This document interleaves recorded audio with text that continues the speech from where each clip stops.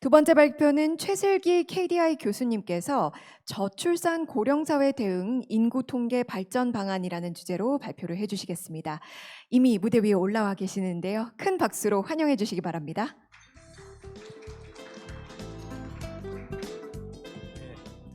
방금 소개받은 최슬기입니다.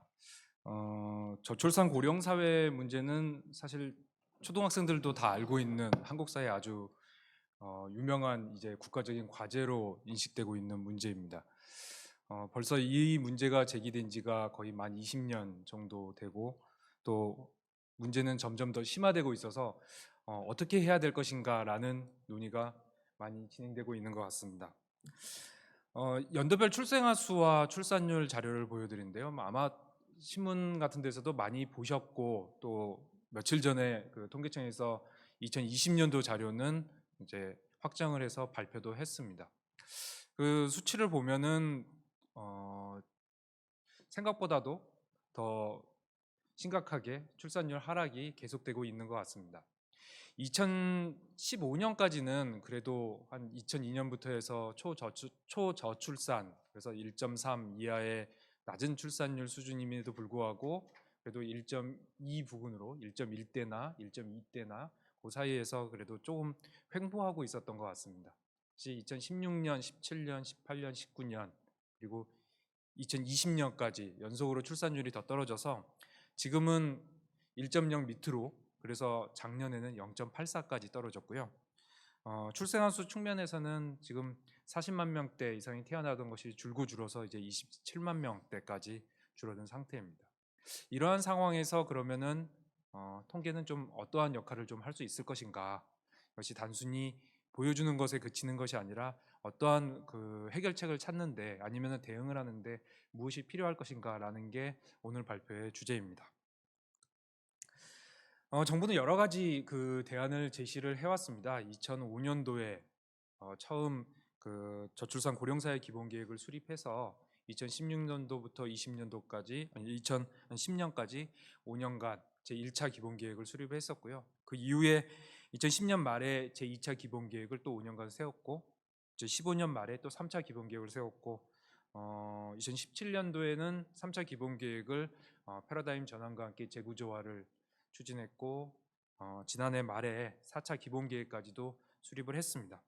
그런데 안타까운 것은 이러한 여러 가지 노력들, 정부의 여러 가지 노력들이나 많은 사람들이 하는 고민에도 불구하고 문제는 해결보다는 아직까지도 좀 더 그 문제가 점점 더 심화되고 있는 단계로 계속 나아가고 있는 게 지금 아직까지의 한국 사회의 모습인 것 같습니다. 그럼 지금 시점에서 우리에게 좀 다시 한번 정책이라는 것은 어떤 것이 좀 필요한 것인가라는 걸 고민할 필요가 있다고 생각을 합니다. 크게 필요한 부분은 두 가지라고 생각을 할 수 있습니다. 하나는 저출산 측면에서 어떻게 할 것인가고, 또 하나는 저출생 측면에서 어떻게 할 것인가라고 나누어 볼 수 있을 겁니다. 저출산이라 그러면 부모 세대가 자녀를 갖다가 조금 낳는 거죠. 보통 이제 학계 출산율로 우리가 측정이 되는 것이고요.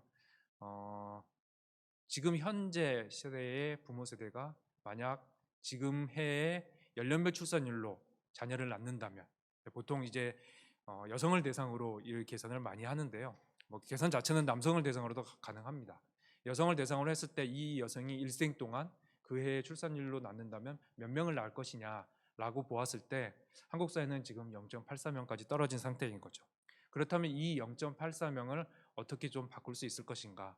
가장 근본적인 문제는 사실은 원하는 만큼 자녀를 낳지 못하고 있다는 상태라고 볼 수 있을 겁니다. 우리가 어떤 이상적인 출산율 상황, 어떤 정책적인 목표나 어떤 개인적인 그런 거에서 국가 단위의 숫자는 희망상은 말할 수는 있지만 사실 그보다 근본적으로 많은 사람들이 낳고 싶은 자녀 수가 있는데 그만큼 낳지 못하는 것이 가장 이 저출산 문제에서 가장 기본이 되는 문제라고 볼 수 있습니다. 실제로 한국 사회에서 낳지를 원치 않다거나 아니면 한 자녀만 낳기를 원한다거나 또 경우에 따라서는 뭐 두 자녀, 세 자녀, 네 자녀 이렇게 낳기 원하는 다양한 그 생각들이 달라지고 있습니다. 그런데 이 다양한 생각들에도 불구하고 이걸 합쳐서 보면은 적어도 그래도 한 명, 두 명이 더 가깝게 낳고자 하는 의견들이 조금 더 보편적인데 그러지 못하고 있는 상황이 지금의 가장 큰 문제라고 볼 수 있습니다. 그렇다면 문제를 바꿔서 말하자면 청년 세대가 원하는 만큼 나올 수 있도록 해주는 것, 그것이 저출산 정책의 가장 기본적인 방향이 될 겁니다. 비슷한 사례가 한국 정부에서 노동시장 정책을 이야기할 수 있습니다. 노동시장에서 좋은 일자리들을 만들려고 하는 정책들이 이 사람들을 한국 사회에 있는 많은 젊은 사람들, 일할 수 있는 사람들을 강제로 일하게 하기 위해서 재정 수입을 얻기 위해서, 세금을 얻기 위해서 이런 목적으로 일자리를 만드는 것은 아니잖아요. 일자리를 만들고자 하는 목적은 많이 일을 하고 싶어하고 또 더 좋은 일자리에서 일하고 싶어하는 많은 한국 사람들의 목소리가 있는데, 그만큼 일자리들이 만들어지지 않고 있기 때문에 정부에서 많은 정책을 만들고 또 추진하고 있는 거라고 생각을 합니다. 똑같은 상황이 이 출산 문제에서도 적용이 될 수 있습니다.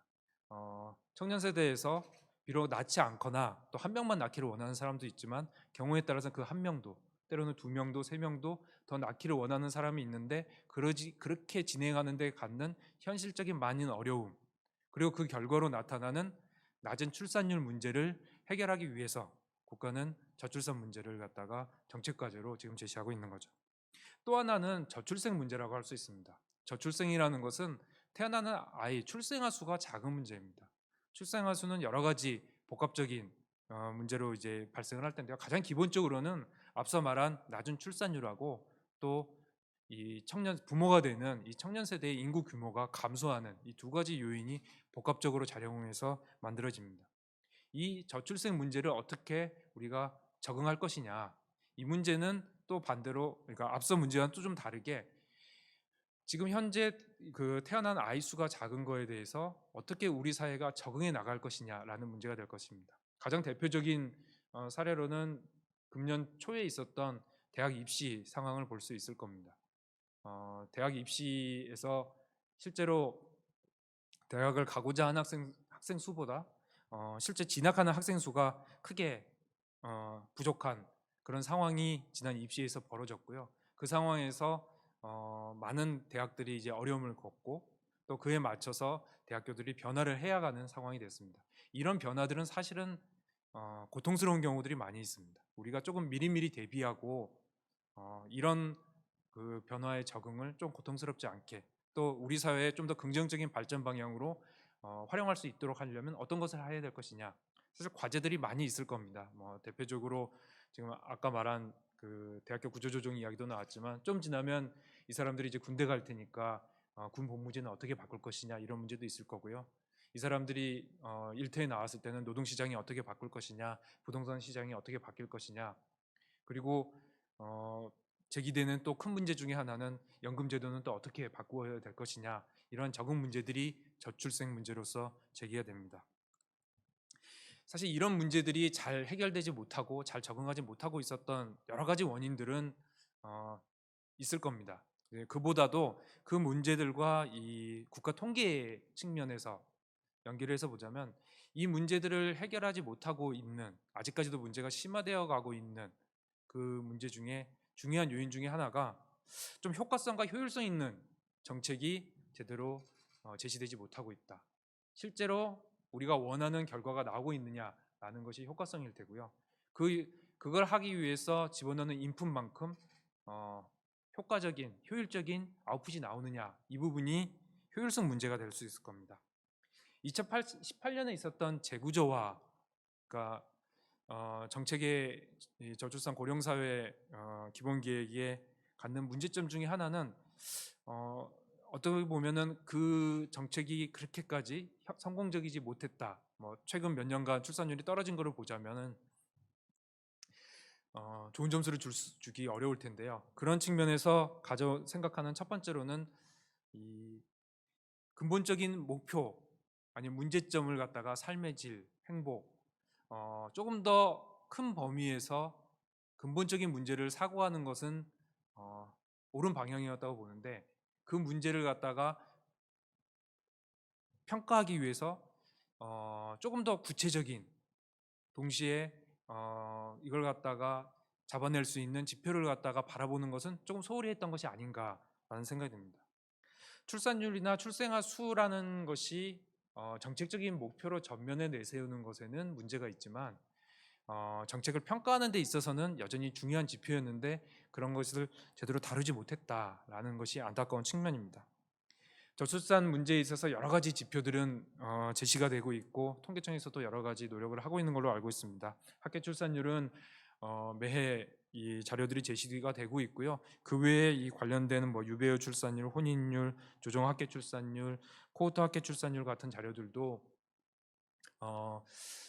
통계청의 여러 가지 연구 보고서나 을 통해서 관련된 정보들을 얻을 수 있는 상태입니다. 이주 배경 인구 출산율 같은 경우는 특히 이제 외국인 인구의 비중이 점차 커지고 또 이주 배경을 가진 인구가 늘어나면서 이들에게서 태어나는 자녀의 문제들도 중요한 이슈가 되기 때문에 이거에 대한 출산율도 점점 더 자료가 제시될 필요가 있을 것 같습니다. 앞서 말씀드린 그 효과성, 효율성 문제의 국가 대표적인 예가 이 저출산 정책 예산을 어떻게 우리가 성과 평가하고 있느냐라는 걸 보면 알 수 있습니다. 이 문제를 갖다가 접근하기 위해서는 여러 가지 서베이 조사 자료뿐만이 아니라 행정 자료가 보다 적극적으로 활용될 필요가 있을 거라고 생각합니다. 이것이 퍼블릭이 쉽게 제공될 수 있는 자료가 아닌 경우, 특히 이제 개인 정보 때문에 할 수 없는 경우도 많이 있겠지만 이것이 적어도 정책을 평가하는 관련 담당자들이나 또 어떠한 제약 조건과 허가를 받아서 관련 연구자들에게 제공될 필요가 있을 겁니다. 2020년도에 그 중앙부처 저출산 예산 같은 경우가 약 40조, 언론에서도 많이들 엄청나게 많은 돈을 쓰고 있는데 그만큼 효과가 나타나지 않는다라는 여러 가지 비판이 나오는 그 내용입니다. 이 40조 정도 되는 돈 중에 약 절반 정도가 주거 지원에 지금 쓰이고 있습니다. 그러면 이 주거 지원이 정말 어느 정도로 효과적으로 쓰고 있느냐? 4차 이 기본 계획의 내용에 보면은 여러 가지 성과 지표들이 이미 제시가 되고 있습니다. 예를 들어 보면 청년 맞춤형 행복 주택은 몇만 원 정도 공급이 되고 있느냐 이런 걸 통해서 평가를 하고 있고요. 전세 임대주택도 몇만 원 정도 공급되고 있느냐라고 평가가 되고 있습니다. 마찬가지로 신혼부부 전세 임대는 또 어떻게 제공이 되고 있느냐, 매입 임대주택은 얼마나 제공되고 있느냐라고 평가를 하고 있습니다. 근데 이게 과연 제대로 된 성과 지표이냐? 우리가 성과 지표를 따질 때 제일 첫 번째로 볼 수 있는 것은 인풋이 될 거고, 사실 이 부분은 인풋 내지는 아웃풋 정도로 볼 수 있을 겁니다. 그러니까 이거에 들어가는 예상 금액이 기본적인 인풋이라 보자면 그래서 몇 호를 지었다라는 것이 아웃풋이 되겠죠. 근데 그 아웃풋도 조금 더 고민을 해볼 필요가 있을 겁니다. 이 주택이 정말 목표로 하는 수치만큼 지어졌느냐, 그리고 이 주택이 과연 필요한 사람들에게 얼마나 공급되고 있느냐, 절대량뿐만이 아니라 필요한 사람들은 몇 명 정도인데 실제로 이것이 공급량이 커버하고 있는 것은 몇 퍼센트 정도 되느냐, 가장 중요하게는 실제로 그래서 출산율이 올랐느냐. 바꿔 말하면 개개인이 이 매입임대 주택을 갖다 지원을 받았다. 그렇다면 그러지 못했다면 결혼하지 못했을 사람들이 결혼을 할 수 있었느냐? 한 명만 낳으려고 했던 사람들이 이런 지원을 통해서 과연 2명, 3명으로까지 진행이 되었느냐라는 질문입니다. 얼마 전에 감사원에서 이 저출산 고령사회 기본계획 관련해 가지고 이제 위원회라든가 여러 가지 기관의 관련 기관을 갖다가 감사한 보고서가 발표가 됐는데요. 약 한 해에 그 신혼부부 대상으로만 한 1.8만 호 정도, 제 기억이 정확한지는 모르겠는데 그 정도, 그 1.7만 호 정도 매해 주택이 지원되고 있다고 합니다. 근데 실제로 그렇게 해서 계약이 들어온 사람들은 한 0.8만 호 정도. 그러니까 실제 지원되는 것보다도 실제 이 들어오는 사람들, 활용되는 사람 수가 부족한 거죠. 그럼 어떤 문제가 있느냐? 감사원 보고서에서는 두 가지 문제점을 지적을 하고 있습니다. 하나는 주거 면적이 너무 작다. 또 하나는 입지 요인이 안 좋다. 이런 이유로 신혼부부가 별로 좋아하지 않는다. 그래서 공급되는 것만큼도 제대로 활용되지 않고 있더라. 만약 이런 문제라면은 지금 이 보고서에서, 그러니까 정부 정책에서 사용하는 성과 지표가 사실 제대로 활용되고 있지 못하다고 볼 수 있을 겁니다. 아까 말씀드린 대로 보다 근본적으로 정말로 이런 정책을 통해서 출산이 이루어졌느냐, 결혼이 이루어졌느냐, 이런 내용이 고민될 필요가 있는 거죠. 지금 20조 정도 예산을 쓰고 있다고 그러면 사실은 엄청나게 큰 사업이잖아요. 생각을 이렇게 해볼 수도 있을 겁니다. 똑같은 이 지금 뭐 몇만 호, 만 호, 2만 호 이런 식으로 지금 아니면 몇천 호 이런 식으로 집이 되어 있는데, 사실은 그 안에서 어떠한 입지에서, 어떠한 평형에서, 또 그 안에 크기뿐만이 아니라 어떠한 구조, 예를 들어서 방 하나가 좀 큰 집 구조라던가 똑같은 평형이라도, 아니면은 방 크기는 작더라도 또 작게 방을 좀 여러 개 나눈, 어떤 것이 조금 더 저출산 측면에서 신혼부부들에게 또 효과적인 지배 구조인가, 이런 거에 대한 고민이 사실은 지금에 있었던 성과평가에서는 다뤄지지 않고 있었던 겁니다. 이런 부분이 조금 더 규명될 필요가 있고, 이런 부분은 사실은 첫 번째는 물론 이제 국가 정책적인 차원에서 이런 대한 의지가 좀 더 필요하겠지만, 통계적인 측면에서는 이런 거에 대한 자료가 조금 더 활용이 될 수 있다면 충분히 문제점을 지적을 할 수 있고, 그 문제점을 바탕으로 우리가 좀 더 효율적으로, 효과적으로 정책이 수립될 수 있을 거라고 기대를 합니다. 저출생 측면에서 보자면은 어떻게 우리가 적응할 것이냐라는 문제에서 가장 기본적인 자료가 되는 것이 미래 인구입니다. 이 미래 인구를 갖다가 제공하는 통계청에서 제공하는 기본 자료가 장래 인구 추계입니다. 워낙 최근 몇 년 사이에 이 출산율 하락 속도가 또 가파르고, 그러다 보니까 미래에 대한 예측한다는 것이 사실 쉽지 않고, 지난 몇 년간 추계했던 것보다도 상당히 빠르게 출산율이 떨어지고 있는 것 같습니다. 이런 미래 예측력을 어떻게 높일 것이냐라는 거에 대한 고민이 좀 더 필요한 것 같습니다. 물론 이제 추계라고 말하는 것이 무엇보다도 바로 미래 예측으로 연결되는 건 아닙니다. 뭐 기술적으로 말하자면 폴캐스팅하고 프로젝션하고 구분하고 이런 식으로 저희 뭐 많은 이 관련 전문가들이, 사실 저도 그런 식으로 이야기를 하긴 하는데요. 실제로 이 장래 인구 추계가 활용되는 방안을 생각을 해보면은 실제로 미래에 대한 예측 자료로서 활용되는 부분이 있습니다. 그러면 이거의 활용도를, 또 이런 데 신뢰도를 높이려면 어떤 방법이 있을 것인가 라는 것에 대한 고민이 조금 더 필요할 것 같습니다. 추계간 간격을 줄여서 과거에 5년간 추계하던, 단위로 추계하던 것을 조금 더 줄일 필요가 있지 않느냐. 통계청에서 이미 이 간격을 많이 줄였고 2년 전에 했고, 올해도 다시 추계 자료가 나오는 걸로 알고 있습니다. 2년 정도라면 추계간 간격은 이미 많이 줄어들었다고 보이고요. 또 경우에 따라서는 100년 정도 되는 장기 추계도 또 제공하고 있는 걸로 알고 있습니다. 결국은 불확실성이 어느 정도 있을 수밖에 없기 때문에 이 불확실성을 갖다가 조금 더 적극적으로 고려할 필요가 있겠다. 어느 부분은 조금 더 확실성을 가지고 있는 부분이고, 어느 부분은 불확실성이 있고, 불확실성이 있다면 그 불확실성의 정도는 어느 정도다라는 부분에 대한 내용이 좀 구분돼서 들어갈 필요가 있을 겁니다. 지금 현재 통계청에서 제공하는 이 불확실성의 기본적인 방법 중에 하나가 시나리오를 제시하는 겁니다. 약 30개 정도의 시나리오를 제공하고, 이 각각에 대해서 서로 다른 추계의 결과를 제시하는 방법입니다. 실제로 통계청 코시스 웹사이트에 들어가면은 보시는 것처럼 시나리오별로 다양한 추계 결과를 보실 수가 있습니다. 물론 이 추계 각각의 시나리오를 갖다 이해하는 것이 쉽지 않아서, 지금은 제 기억에는 지난 2016년도 추계였던가요? 그때부터는 추계 이제 이름도 이제 좀 몇 군데 대표적인 경우에는 정해서 그거에 대한 설명을 제시하는 방식으로 바뀌었습니다. 근데 여전히 이거에 대한 이해가 얼마나 이루어졌는지는 좀 의문입니다. 실제로 결과를 봐보면 이렇게 시나리오별 추계가 제공되고 있음에도 불구하고, 그것이 실제 사용자들이 이걸 갖다가 내가 어떠한 가정을 집어넣었을 때 또 그 가정과 연계해서 추계의 결과가 이렇게 된다는 것에 대한 이해를 갖는 것이 쉽지 않은 경우가 있습니다. 그 메커니즘을 갖다가 모두 이해하는 것은 사실 이 추계를 하는 전문가들만 가능한 것이고요. 또 그 반면에 이거에 대한 사용자들은 훨씬 많이 있는 상황입니다. 그렇다면 이것을 갖다 좀 더 인터랙티브하게 결과를 제시할 수 있도록 홈페이지라도 좀 바꾼다면, 그래서 그 제시에 조금 더 그 부분에 좀 노력을 투입을 한다면 훨씬 더 이 결과를 활용하는데, 또 이 결과를 활용하는 사람들이 그 이해도를 제고하는 데 도움이 될 거라고 생각합니다.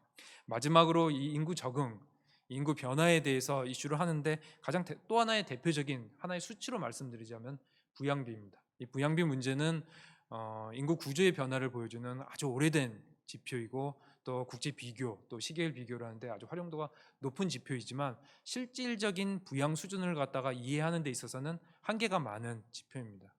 많이들 아시는 것처럼 15에서 64세 인구를 갖다가 이제 기준으로 나누는데 과연 우리 사회에서 15세가 얼마나 부양을 하고 있는 인구인가, 또 64세 이후에는 정말로 은퇴를 하는가, 또 그 전에 은퇴하는 사람들도 있고요.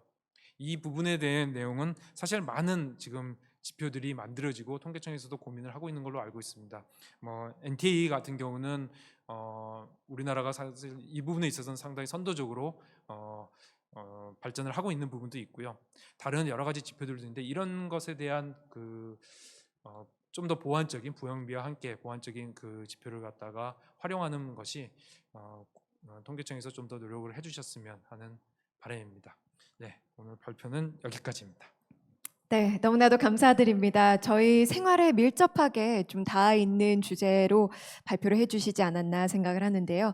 온라인 시청을 하시는 분들께서도 좀 비슷한 생각을 하셨던 것 같습니다. 질문들이 좀 들어와서 제가 직접 여쭤보도록 하겠습니다. 네, 인구 절벽으로 변화가 있는 시점에서 정책의 효과를 제대로 보려면 통계청 차원에서 어떤 노력이 필요하다고 생각을 하시는지요? 인구 절벽이라고 하면은 사실은 인구의 그 급격한 변화를 갖다가 이렇게 비유해서 하는 표현이라고 생각을 합니다. 사실 인구의 급격한 변화는 지금 통계청에서 인구 추계를 보여주는 것이 가장 대표적인 걸 거예요. 미래를 갖다 보여준다는 측면에서. 그래서 사실 자료는 이미 제공이 되어 있다고 생각을 합니다. 근데 이 부분에 있어서 우리 사회가 빨리 적응하지 못했던 것은 여러 가지 원인이 있을 텐데요. 그중 하나는 우리 사회가 사실은 생각하기에 많은 어려움이 있다, 큰 문제다라고 이야기하지만은 사실 앞서 말씀드린 인구 부양비 그래프를 같은 걸 보면 알 수 있지만 사실 한국 사회가 지금까지가 상당히 좋은 상황이었습니다. 문제는 앞으로 이제 점점 나빠질 것이라는 거죠. 그리고 나빠질 것이 가속화될 것이라는 거죠. 이 문제에 대한 지식을 전달하는 것이 첫 번째가 될 거고요. 그것이 사실은 통계청의 역할이 될 부분이고, 그런데 제가 그 통계청의 역할을 갖다가 말씀드리기 좀 조심스러운 부분이 어떤 것이 있냐면은 이 자료는 사실은 이미 공개가 되어 있는 거고 이미 많은 부분들이 알고 있는 자료라고 생각을 하고, 문제점의 핵심은 아느냐 모르느냐가 아니라 이걸 어떻게 우리가 받아들이고 어떻게 적응하느냐의 문제라고 생각을 합니다. 왜냐하면은 적응이라는 것은 고통스럽거든요. 가장 아까 말씀드린 예로 대학교 구조조정, 대학교 어떤 경우에는 학교가 문을 닫을 수도 있고 어떤 경우는 학과가 통폐합될 수도 있고 그런 변화들이 많이 있게 됩니다. 이게 확장되는 것이 아니라 축소의 변화일 경우에 상당히 고통스럽기 때문에 이 고통을 어떻게 감내할 것이냐라는 부분에 있어서 지금 더 큰 이슈가 제기되는 것 같습니다. 네, 답변 감사드립니다. 다음 질문 하나 더 받을 수 있을 것 같은데요. 이제 코로나와 관련된 질문을 하나 또 드리도록 하겠습니다. 코로나로 인해서 인구 감소가 더 심해진 것 같습니다. 포스트 코로나 시대의 인구 감소 해결 방안이 달라져야 할 것 같은데 좀 말씀 부탁드리겠습니다. 코로나가 정말 많은 부분을 변화시키고 있다고 생각을 합니다. 이게 이제 1년 반이 넘어가고 있는데요. 이걸로 인한 우리 사회의 변화는 다들 이야기했지만 포스트 코로나 시대는 코로나 이전으로 그대로 돌아가지는 않을 것 같습니다. 설사 코로나가 올해 말쯤에는 완전히 사라져버리고 더 이상 우리가 마스크를 쓰지 않고 코로나에 대한 걱정 없이 살 수 있게 된다고 할지라도 우리 사회는 많은 변화를 겪게 될 겁니다. 이 변화의 와중에 인구 변화가 어떻게 또 좀 긍정적인 부분이 있지 않을까.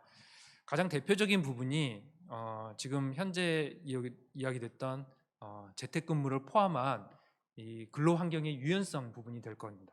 그리고 그동안에 좀 더 유연한 근로 환경이 갖추어져야 일가정 양립이 좀 더 가능하지 않을까라는 생각에서 여러 가지 유연한 제도들이 도입됐습니다. 근로 시간도 좀 더 다양하게 바꾸려고 했고요.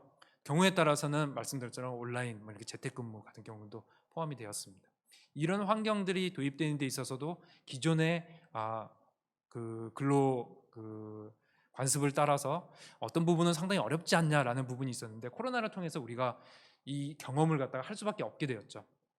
어떻게 보면 시간 공간에 가지고 있었던 그 경직성이 많이 유연화됐던 경험을 하게 될 것입니다. 이 유연한 경험을 통해서 우리가 새로운 관습 제도를 갖다가 도입을 한다면 그 이후에는 조금 더 긍정적인 사회 변화로까지 연결될 수 있지 않을까. 아직은 가능성이지만 노력해야 될 부분이라고 생각을 합니다. 네, 답변 감사합니다. 제도를 말씀하셨기 때문에 그 제도와 관련해서 또 유사한 질문 하나 더 드리도록 하겠습니다. 이 예산 활용을 하는 데 있어서 출산율을 올리는 것 대신에 저출산에 따른 충격 완화에 활용할 방안에 대해서 궁금합니다라고 질문을 해주셨는데요. 그 사실은 두 문제가 너무나 심각하기 때문에 둘 중 어느 하나를 갖다가 포기하고 어느 하나에만 집중할 수 있는 상황은 한국 사회에서 아니라고 생각을 합니다. 양쪽 다 지금 필요하죠. 그렇기 때문에 저출산 문제에 있어서도 사실은 국가 예산을 어떤 식으로 좀 더 잘 쓸 것이냐라는 고민이 필요할 거고요. 또 저출생 문제, 인구 변화에 어떻게 적응할 것이냐, 그 부분에 있어서도 사실 상당히 많은 예산 문제가 필요할 거라고 생각을 합니다. 앞서 말씀드린 대학교들 문제를 어떻게 해결할 것이냐, 이 문제가 사실은 어떤 거와 관련이 있냐면은 대학교 문제하고도 관련이 있고 그 다음에 또 지방 문제하고도 관련이 있습니다.